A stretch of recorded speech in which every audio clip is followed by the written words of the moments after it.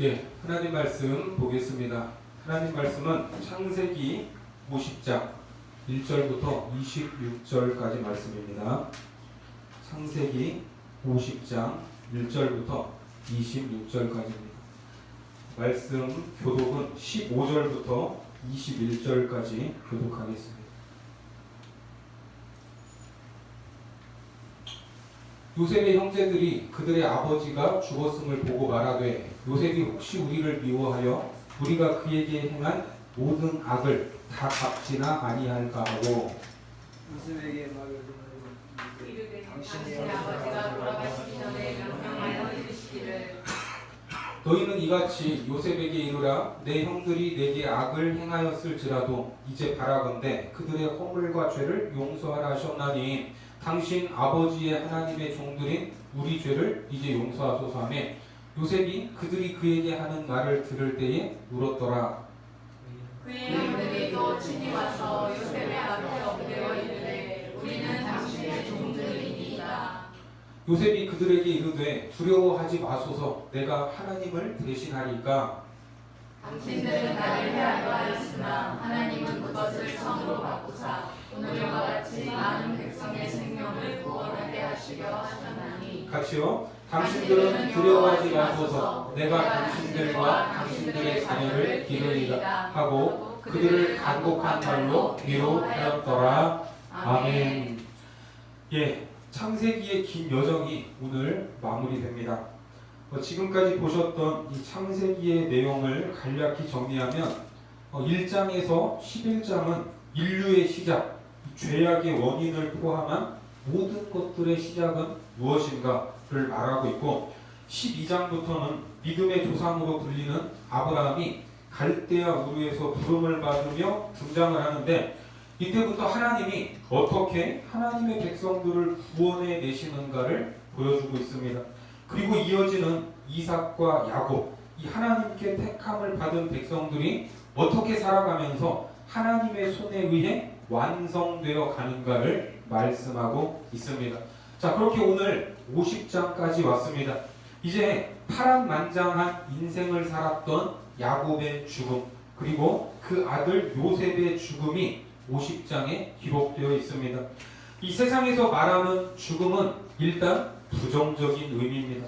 모든 것들의 소멸이고 끝이고 인간의 능력으로 죽음을 감당할 수 없기 때문에 죽음은 두렵습니다. 부정적입니다. 죽음을 싫어합니다. 죽으면 모든 것이 다 끝이라고 여깁니다. 창세기에서도 하나님은 인간의 타락으로 인해 생긴 죄악의 대가로 무엇을 내리셨죠? 죽음이라는 형벌을 내리셨습니다. 창세기 2장 17절 말씀 같이 봅니다. 시작. 선악을 알게 하는 나무는 먹지 말라. 내가 먹는 날에는 반드시 죽으리라 하시니라. 어떻습니까? 창세기는 가슴 벅찬 말씀. 태초에 하나님이 천지를 창조하시니라. 이렇게 시작된 창세기가 하나님의 백성들이 죽는 것으로 마무리되는 것은 하나님이 보시기에 심히 좋았던 창조의 사역이 인간의 불순종과 교만이라는 죄로 인해서 사망, 이 죽음으로 결론나게 됐다는 것을 보여주고 있는 것입니다. 자, 이런 현실을 로마서에서는 이렇게 말해요. 자, 로마서 5장 12절 같이요. 시작. 그러므로 한 사람으로 말미암아 죄가 세상에 들어오고 죄로 말미암아 사망이 들어왔나니 이와 같이 모든 사람이 죄를 지었으므로 사망이 모든 사람에게 이르렀느니라. 자, 하지만 예수 그리스도를 통해서 새 생명을 받은 우리에게는 더 이상 죽음, 이 사망이 소멸일 수 없고 그 죽음 앞에서 두려워하는 존재가 아니라는 것입니다. 죽음을 통해 더 큰 소망을 보게 되고 하나님이 이루어 가실 위대한 사역에 대해 기대할 수 있게 된 것입니다. 자, 오늘 본문은 크게 세 부분으로 나눠지는데 야곱의 죽음과 그리고 야곱의 죽음 이후에 두려워하는 요셉의 형들이 나옵니다. 그리고 마지막으로 요셉의 죽음을 이야기하고 있습니다. 그러면 이것이 각각 주는 의미가 무엇이고 이것이 또 함께 주는 의미가 무엇인지 우리 보도록 하겠습니다. 자, 먼저 험악한 나그네 인생을 살았던 야곱의 죽음입니다. 자, 본문 1절부터 3절까지 같이 읽겠습니다. 시작. 요셉이 그의 아버지 얼굴에 굽으려 울며 입맞추고 그 수종들은 의원에게 명하여 아버지의 몸을 향으로 처리하게 하며 의원이 이스라엘에게 그대로 가되 40일이 걸렸으니 향으로 처리하는 데는 이날수가 걸림이며 애굽 사람들은 70일 동안 그를 위하여 곡하였더라. 자, 일단 아버지 야곱이 죽고 난 후에 요셉은 그의 주치의를 통해 시신, 아버지의 시신을 향으로 처리하는데 이것은 시신이 썩지 않게 하는 조치죠. 애굽의 관습에 따라 무엇으로 만들었어요? 시신을 미라로 만들었다는 것입니다. 미라. 시신을 향신품으로 처리하고 이제 시신 전체를 질산에 담습니다. 그리고 부패하지 않도록 처리를 하는데 이 기간이 며칠이 걸려요? 40일 정도 걸립니다. 자, 70일을 복했다고 하는데 이 처리 기간 40일에 이제 장례 일정 30일을 더해서 총 70일을 곡했다 이렇게 말합니다. 자, 이러한 시신 처리 과정을 왜 기록하고 있을까? 왜 기록할까요? 적어도 야곱의 위치가 애굽 땅에서 이 정도는 됐다는 것입니다. 오늘날까지도 이집트의 미라는 아주 유명합니다. 그런데 아무나 미라로 만들 수 있어요, 없어요? 아무나 미라로 만드는 것이 아닙니다. 왕족이나 권세 있는 귀족들에게만 가능한 일이었습니다. 그러니까 요셉은 애굽의 2인자로 최고 권력자였기 때문에 그의 아버지도 40일간 향 처리를 하는 이 미라로 만드는 극진한 대접을 받을 수 있었습니다. 물론 야곱의 시신을 또 미라로 처리해야 할 또 다른 이유도 있었어요. 장지가 애굽이 아니라 어디죠? 가나안 땅 헤브론 이 막벨라 굴이었기 때문에 거기까지 시신을 운구하려면 시신이 썩지 않아야 됐습니다. 아멘이십니까? 자, 그리고 또 다른 이유는 애굽 사람들이 야곱의 죽음을 적어도 존경의 눈으로 바라보기를 원했기 때문입니다. 세상의 눈으로 보면 야곱의 죽음은 어떤 죽음입니까? 그냥 자식 하나 잘 둬가지고 말년에 호의호식하다가 죽은 이방인입니다. 애굽 땅에서 죽었으니까 그냥 히브리 도인의 죽음일 수 있습니다. 하지만 하나님이 보시기에는 야곱의 죽음은 믿음의 조상 아브라함을 시작으로 이삭의 뒤를 이은 믿음의 사람이 누구에게 가는 것? 다시 주님의 품으로 돌아가는 사건입니다. 자, 이러한 깊은 의미가 있어요.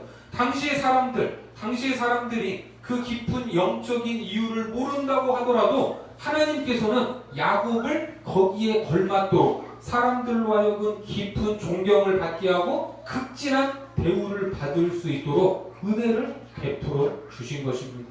자, 우리를 바라보는 하나님의 시선은 대제국의 황제가 죽는 것보다 누가 죽는 것, 성도의 죽음을 더 관심 있게 보신다는 것입니다. 아멘이십니까? 세상 사람들은 유명하고 영향력 있는 사람들에게 관심을 보이지만 하나님은 누구에게 관심을 가지세요?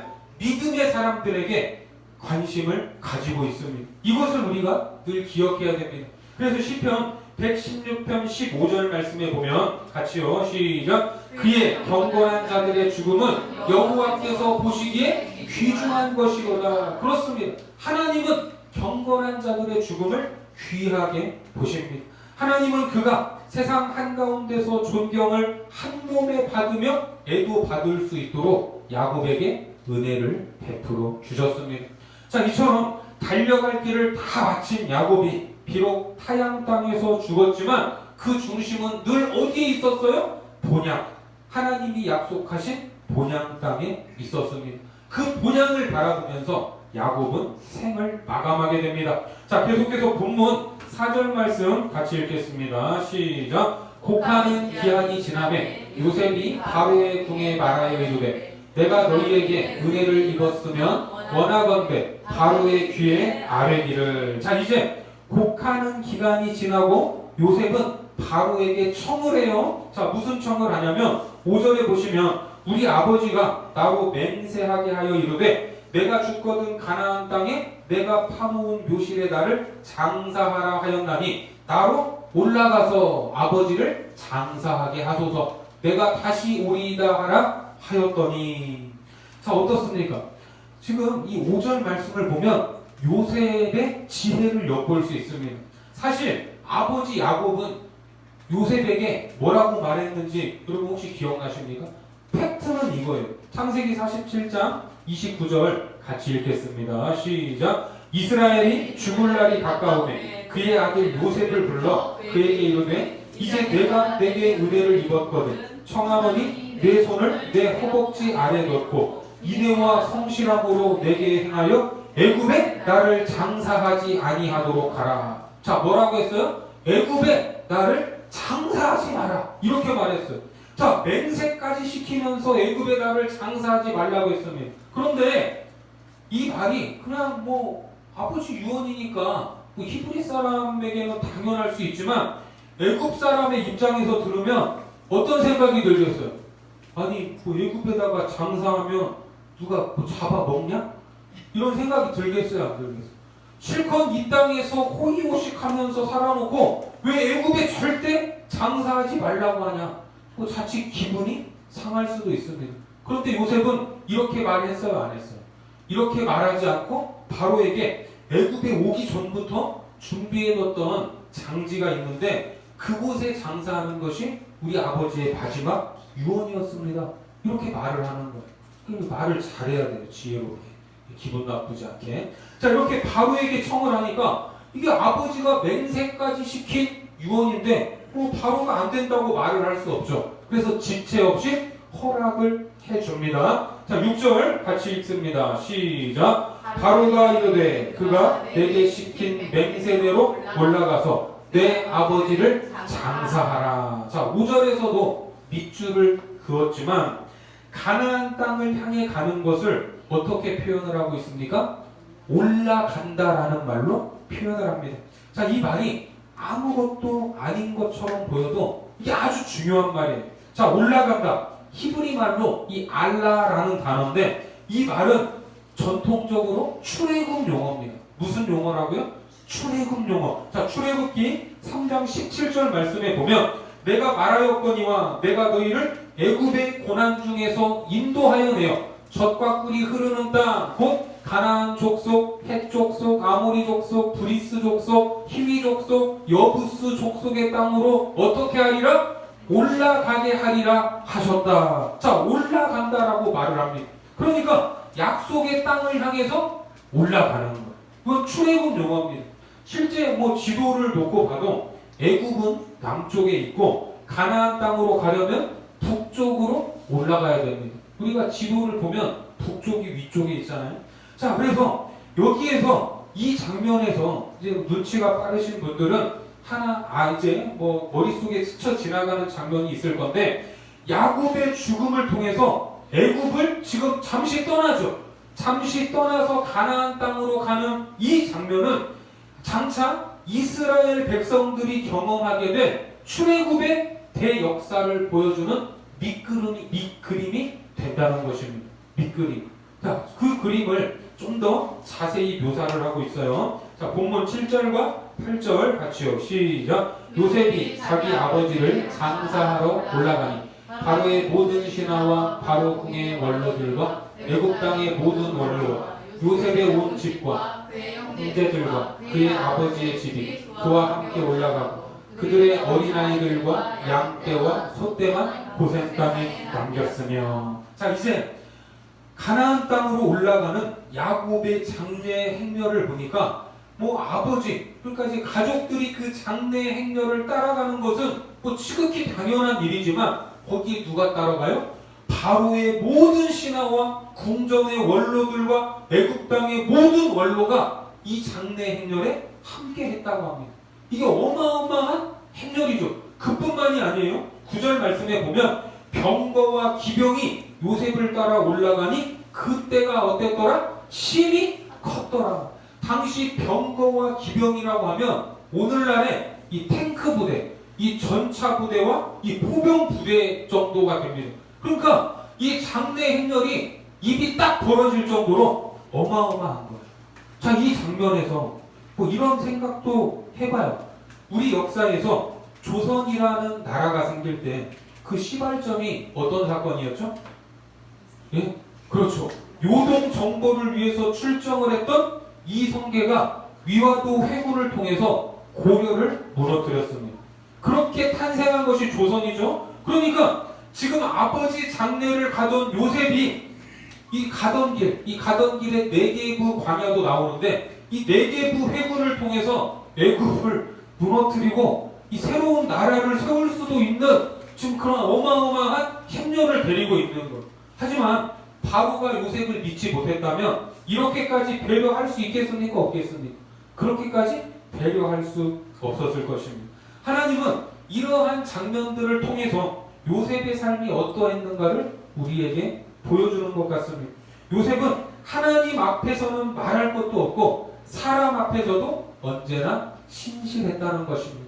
믿을 만한 사람이었다는 것. 자, 이처럼 출애굽의 그림인 이 장면은 400년 후에 이스라엘 민족이 애굽에서 나올 때 그대로 재현이 되는데 그 백성들도 빈손으로 나오지 않고 다 챙길 걸 챙겨가지고 나옵니다. 자, 출애굽기로 가서 12장 35절과 36절 말씀 같이 한번 읽겠습니다. 시작. 이스라엘 자손이 모세의 말대로 하여 애굽 사람에게 은금 패물과 의복을 구하매.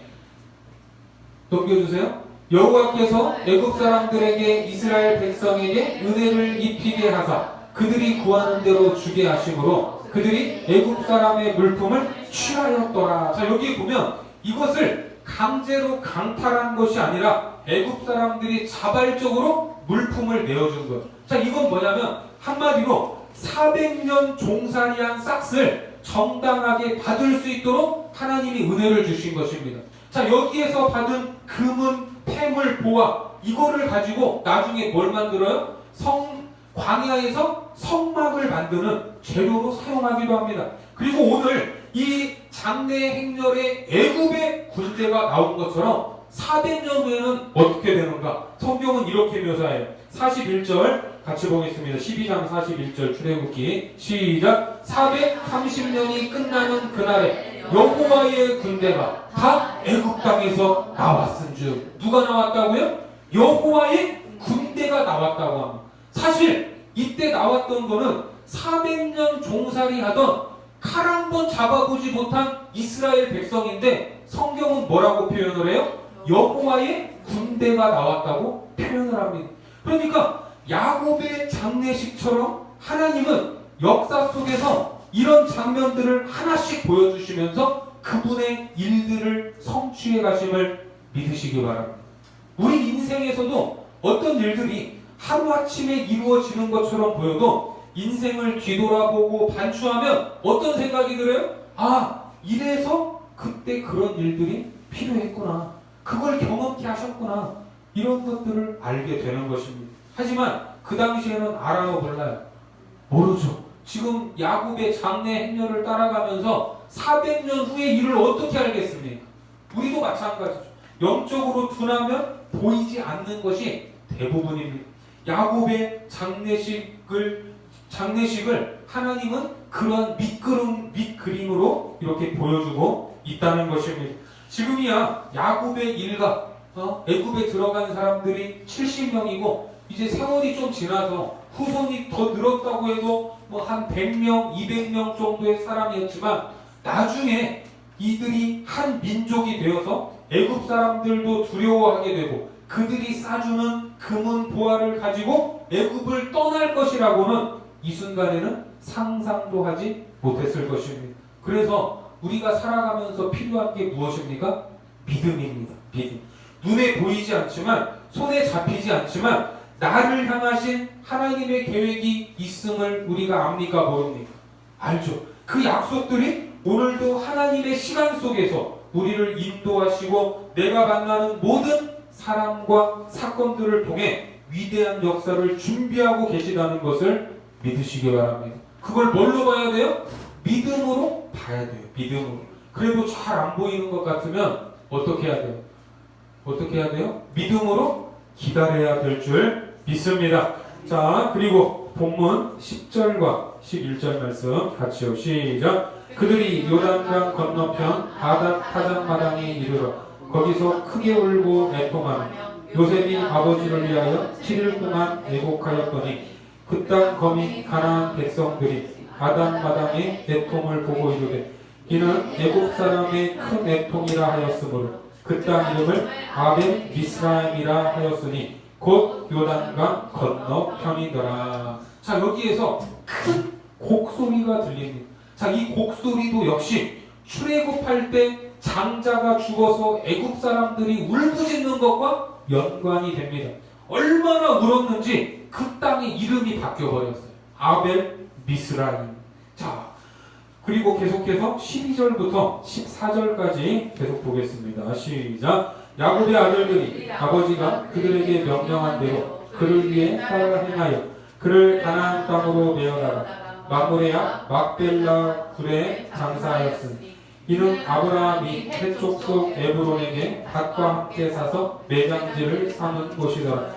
요셉이 아버지를 장사한 후에 자기 형제와 후상꾼과 함께 애굽으로 돌아왔더라. 자, 여기 보면 야곱이 장사되는 땅이 어떤 땅인지를 강조하고 있는데 이 땅은 아브라함이 값을 치르고 산 땅이기 때문에 그 후손들은 이곳을 바라보며 살아야 되고 이곳으로 돌아와 묻혀야 된다는 것을 강조하고 있습니다.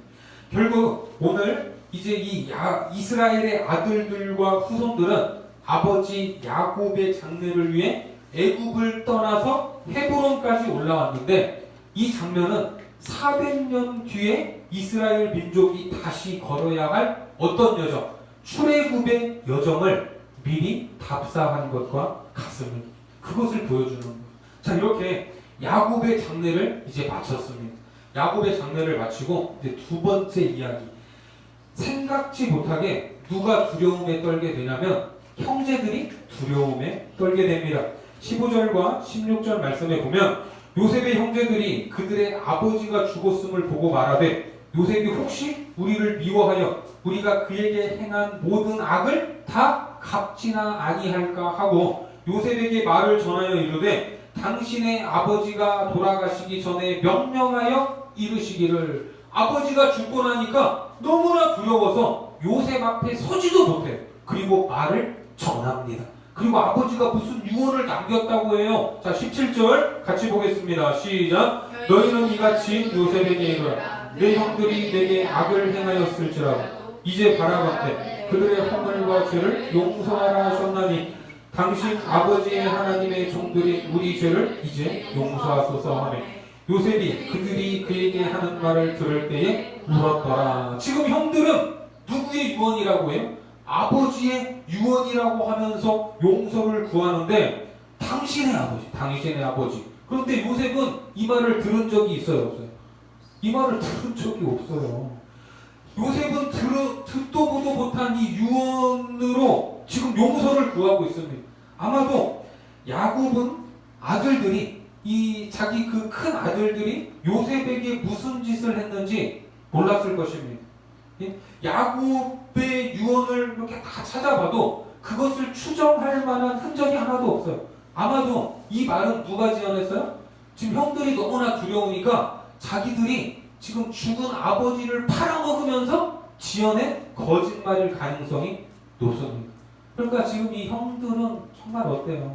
물론 이게 사람이 자기 이 생명을 구하기 위해서는 별짓을 다 하지만 정말 이 형들의 모습을 보면 구제불능이죠. 이미 요셉은 형들을 처음 만났을 때 용서했어요, 안 했어요?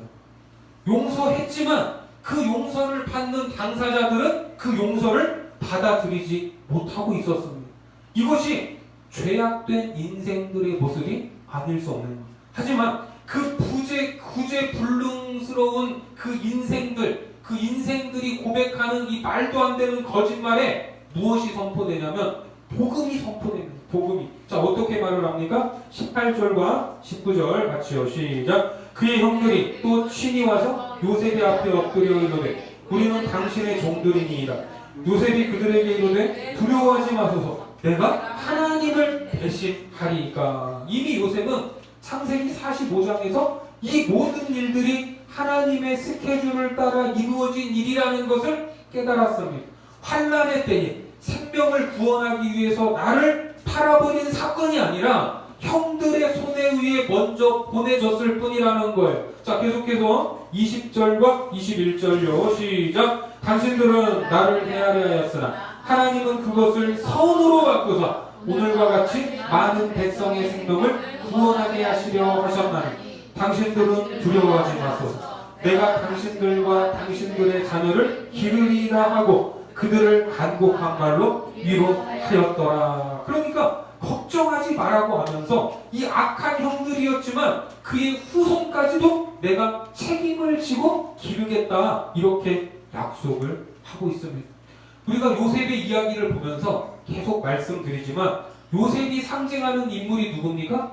예수님이에요. 예수님을 상징하는 인물이 요셉입니다. 따라서 이 장면은 예수 그리스도를 십자가에 못 박아 죽인 죄인들이 모두 다 사망 가운데에 던져져야 마땅한데 하나님께서 오셔서 내가 너희의 죄악을 선으로 바꾸어 너희를 살게 할 테니 걱정해라, 걱정하지 마라, 걱정하지 마라고 하는 상상할 수 없는 복음이 그들에게 선포되는 현장인 것입니다. 이해가 되십니까? 그러니까 창세기는 처음부터 끝까지 죄악된 인간, 변해요, 안 변해요? 안 변해요. 변화되지 않는 그 불가능함을 보여주면서 그 변하지 않는 죄악된 인간을 무엇으로 바꿔요? 선으로 바꾸시는 하나님. 이 하나님의 선 할 때 이 선은 이 토부라는 말입니다. 토부. 이 하나님의 계획, 하나님의 의지라는 말로 번역이 되는데 하나님이 보여주신 최고의 선, 이 토부는 다른 것이 아니라 예수 그리스도의 십자가 사건입니다. 그것이 최고의 선이에요. 형들은 요셉을 죽이려고 했지만 하나님은 그것을 선으로 바꾸셨습니다. 요셉은 그 사건 안에 있는 예수 그리스도의 십자가의 모형, 하나님의 계획을 본 것입니다. 그래서 창세기에 흐르는 이 메시지는 인간의 죄악에도 불구하고 멈추지 않는 하나님의 은혜와 그 은혜로 보내주신 예수 그리스도를 말씀하고 있습니다. 자, 이렇게 이제 형들과 온전하게 화해를 하게 되는 거예요. 이제 진짜로 형들이 그 용서를 받아들이면서 그러고 나서 이제 누가 죽습니까? 오늘 50장의 마지막 이야기 요셉의 죽음이 이어집니다. 본문 22절, 23절 시작. 요셉이 그의 아버지의 가족과 함께 애굽에 거주하여 110세를 살며 에브라임의 자손 3대를 보았으며 므낫세의 아들 마길의 아들들도 요셉의 스라에서 양육되었더라. 자, 요셉은 임종의 순간에도 아버지 야곱처럼 그리고 또 그 믿음의 조상 아브라함처럼 약속의 땅을 바라보고 있습니다. 그는 아버지 야곱이 죽은 뒤에 54년을 더 살았어요. 54년을 애굽에서 살면서 자손들을 받고 스라에서 그 후손들을 양육했습니다. 자, 여기에 양육되었더라. 이 양육했다는 말은 무릎 위에서 태어났다는 뜻으로 요셉의 자손들이 번성했다는 말입니다. 애굽에서 최고 권력과 부를 누리면서 54년, 이게 긴 세월이에요, 짧은 세월이에요? 짧지 않은 세월이죠. 짧지 않은 세월을 살았지만 그는 변절하지 않았어요. 애굽의 부와 권력에 취하지 않고 여전히 내가 어디로 가야 하는가 자기의 길을 잃지 않았습니다. 그리고 죽음을 앞둔 요셉이 자기 형제들에게 유언을 남기는데 24절, 25절 같이요. 시작. 요셉이 그의 형제들에게 이르되 나는 죽을 것이나 하나님이 당신들을 돌보시고 당신들을 이 땅에서 인도하여 내사 아브라함과 이삭과 야곱에게 맹세하신 땅에 이르게 하시리라 하고 26절 25절 시작. 요셉이 또 이스라엘 자손에게 맹세시켜 이르기를 하나님이 반드시 당신들을 돌보시니 당신들은 여기서 내 해골을 메고 올라가겠다 하라 하였더라. 자, 어떻습니까? 요셉이 형제들에게 유언을 남겼대요. 누구에게요? 형제들. 그런데 요셉의 형제가 총 몇 명이에요? 12명인데 그 중에 요셉은 11번째, 동생은 베냐민 하나입니다. 유언을 듣는 나머지 10명은 요셉보다 다 나이가 많은 형님들이에요, 형님들. 물론 이 세상에 오는 순서는 있어도 가는 순서는 있어요, 없어요? 가는 순서는 없지만 요셉이 형들보다 왜 먼저 죽을까요?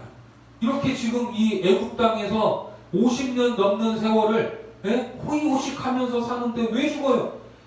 애굽으로 팔려가서 총리가 되기 전까지 13년의 세월이 너무나도 고단했기 때문입니다.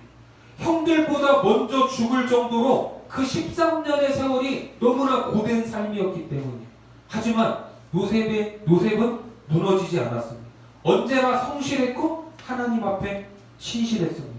그래서 창세기 마지막 세 계절을 보면 24, 25, 26절을 보면 다 처음에 뭐라고 시작해요? 요셉이 마치 하나님이 요셉의 이름을 불러주시는 것 같지 않습니까? 예? 요셉이 그렇습니다. 하나님을 잘 믿고 따른다고 해도 고난과 풍파가 있어요, 없어요? 있습니다. 있어요. 기도한다고 해서 모든 일들이 내 뜻대로 잘 풀려요? 건강이 넘쳐요? 자녀들이 항상 나를 기쁘게 합니까? 아닙니다. 하지만 눈에 보이는 것으로 축복과 저주를 판단할 수 없습니다. 하지만 우리 삶에서 그렇게 아프고 힘들어도 믿음으로 살아갈 때 하나님은 우리의 이름을 불러주시면서 우리의 삶을 알아주시는 줄 믿습니다. 요셉을 그렇게 하나님이 불러주시는 것. 자, 이제 창세기의 마지막 절을 같이 보겠습니다. 26절 시작. 요셉이 110세의 죽음에 그들이 그의 몸에 향 재료를 넣고 애굽에서 입관하였더라. 이것이 창세기의 마지막 구절입니다. 창세기의 끝에 우리가 장례 절차를 알지만 입관은 장례 절차의 시작입니까? 끝입니까? 시작이에요. 시작. 매장을 하든 화장을 하든 장사를 지내야 장례 절차가 끝이 납니다. 그런데 입관만 하고 창세기가 끝나버렸어요. 왜? 창세기는 죽음으로 끝나서는 안 되기 때문에 하나님의 백성들의 죽음은 이 땅에서 끝나는 것이 아니라는 말입니다. 그래서 창세기가 입관으로만 끝나는 입관. 죄인들은 마땅히 그렇게 세상을 상징하는 애굽에서 사망하는 것으로 끝이 나지만 하나님은 아브라함에게 말씀하신 것처럼 그 백성들은 세상에서 건져서 반드시 어느 땅, 약속의 땅으로 인도하실 것이라는 이 언약이 있기 때문에 창세기는 죽음으로 끝나면 안 됩니다. 그래서 이 장례가 어디에서 마무리되냐면 여호수아서에서 가나안 땅, 그 약속의 땅을 다 정복한 후에 마무리가 됩니다. 자, 여호수아 24장 32절 같이요. 시작. 또 이스라엘 자손이 애굽에서 가져온 요셉의 뼈를 세겜에 장사하였으니 이곳은 야곱이 190타를 주고 세겜의 아버지 하몰의 자손들에게서 산 밭이라. 그것이 요셉 자손의 기업이 되었더라. 자, 이렇게 해서 400년도 훨씬 넘은 후에 요셉의 장사, 이 장례가 끝이 납니다. 자, 지금 이 여호수아서의 이 현장을 여러분들 한번 상상을 해보세요. 이스라엘은 가나안 땅을 이제 정복을 하고 그 땅을 다 나누었습니다. 이게 기뻐요, 안 기뻐요? 여러분들에게 땅을 주면 기뻐요, 안 기뻐요? 기쁘죠. 이게 안 줘서 문제지. 누가 땅만 줘보세요. 진짜 예? 폴짝폴짝 뛰죠. 찬송과 희열이 넘치죠. 지금 찬송과 희열이 넘치는 그 분위기에서 뭐가 마무리되는 거예요? 요셉의 장사가 치러지는 겁니다. 그렇죠? 오늘 본문의 첫 번째 이야기 야곱의 장례에서는 뭐가 있었어요? 큰 애곡이 있었습니다. 애곡이. 하지만 요셉의 장례에는 뭐가 있어요? 애곡이 아니라 기쁨이 있습니다. 기쁨. 이것이 야곱과 요셉의 죽음의 큰 차이점이에요. 물론 야곱의 죽음도 하나님이 주목하시는 복된 죽음이지만 야곱의 죽음이 상징하는 것은 한 인생에 대한 종말을 상징하기 때문에 애곡하는 것입니다. 그러나 요셉의 죽음은 요셉이라는 인물이 예수 그리스도의 모형이기 때문에 이 죽음이 슬픔이 아닌 기쁨으로 마무리가 되고 있습니다. 그러니까 울면 돼요, 안 돼요? 울면 안 돼. 울면 안 되는 거예요. 그렇습니다. 하나님의 백성들의 죽음은 이 세상에서 사망으로 끝나는 것이 아니고 그들의 장사는 하나님이 약속하신 약속의 땅에서 기쁨 가운데 잔치로 치러지게 된다는 것을 보여주고 있습니다. 그러니까 창세기 50장 이 세 가지 이야기, 야곱과 요셉의 죽음과 그 사이에 하나님과 그 백성들이 진정한 화해를 하는 모습, 예수님의 십자가 사건을 보여주면서 예수 그리스도를 설명하고 있습니다.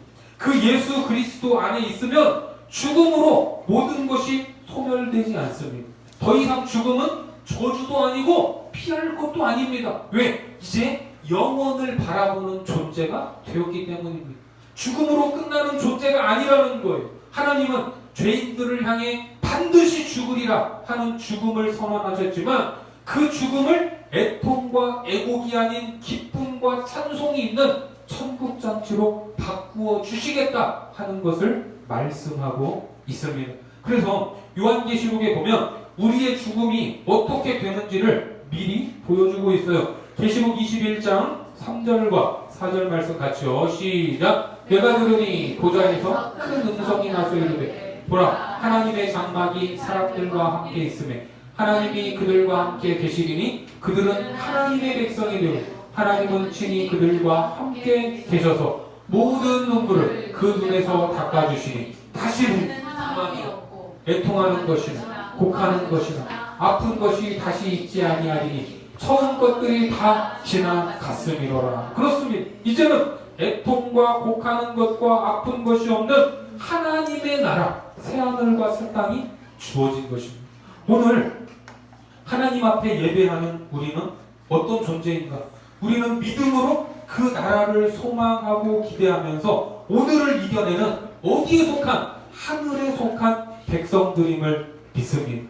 그래서 요셉도 세상 나라 애굽에서 최고의 권력과 부를 누렸지만 자기는 애굽에 속한 자가 아니라고 외쳤던 거예요. 그의 삶을 통해서 죽을 때까지 믿음으로 어디를 바라봤어요? 약속의 땅을 바라본 것입니다. 히브리서 11장 22절 말씀에 믿음으로 요셉은 임종시에 이스라엘 자손들이 떠날 것을 바라고 또 자기 뼈를 위하여 명하였으며 무엇으로요?